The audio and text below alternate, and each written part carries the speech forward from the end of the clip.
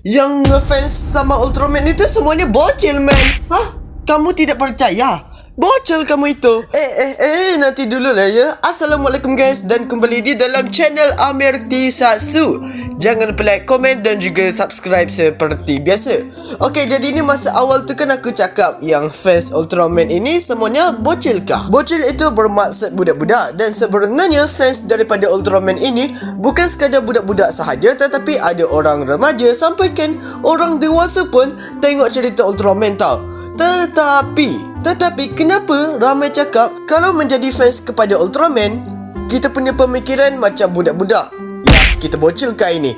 Ya, udah umur 17 tahun masih bocil kah ini? Sebenarnya tergantung kepada pemikiran orang juga ya guys. Ya, kita pun tak tahu apa masalah diorang ni yang minat terhadap game, minat terhadap macam kartun, anime semua itu. Jadinya ya, itu bukan untuk budak-budak juga ke? Kita tahu yang series Ultraman ini memang target mereka kepada budak-budak, kanak-kanak. Tetapi series Ultraman ini tidak pernah melarang kita sebagai remaja dan juga orang dewasa untuk menghayati dan melihat sendiri cerita Ultraman yang baru. Habis tu kalau nak buatkan cerita Ultraman ini lebih untuk orang dewasa, kena buat dark macam itu.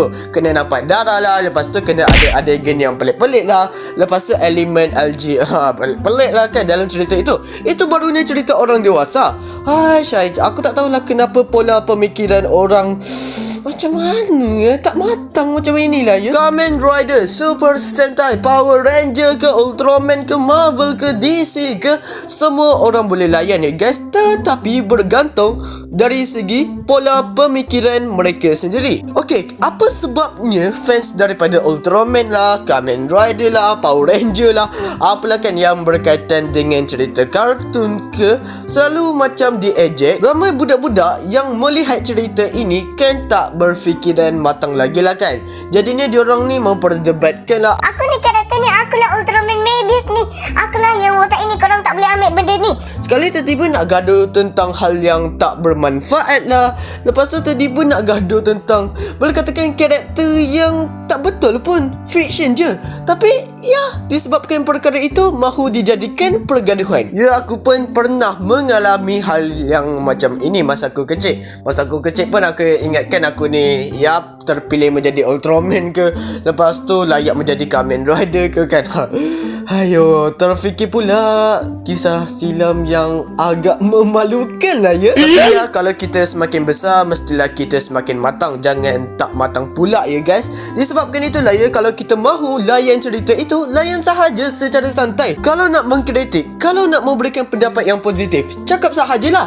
Asalkan dari segi poin itu ya sangat logik sahaja dan berkaitan dengan cerita yang korang tengok. Disebabkan target market mereka memang lebih kepada kanak-kanak.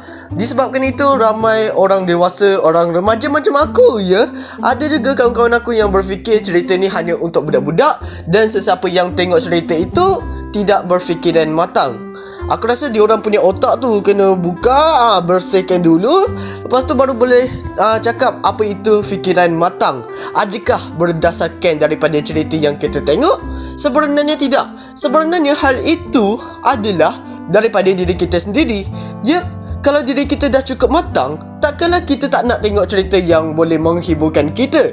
Series Ultraman, movie Ultraman ke, Kamen Rider ke, lagi-lagi berkaitan dengan superhero ke, semua itulah kan. Cerita yang kita tengok itu hanya menghiburkan kita sahaja. Yup, dan janganlah terlalu tertaksub sangat sampai kan mahu menyembah lah.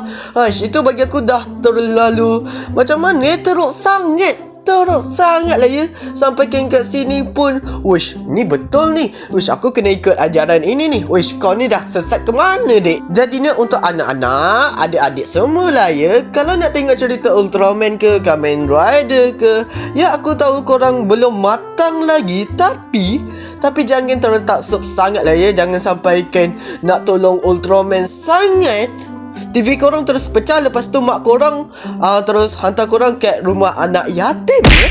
Jadinya itu sahajalah. Jangan lupa like, komen dan juga subscribe seperti biasa. Jumpa pada video yang selanjutnya dan salam dari Malaysia. Bye bye.